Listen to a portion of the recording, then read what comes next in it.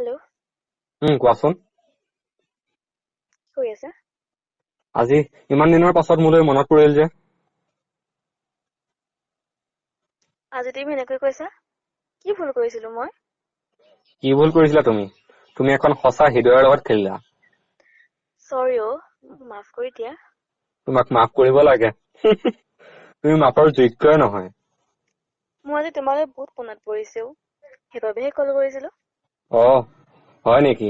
আজি 6 মাহৰ পাছত মোলৈ মনত পৰিল। কি আচৰিত, বয়ফ্ৰেণ্ডে এৰিলে নেকি?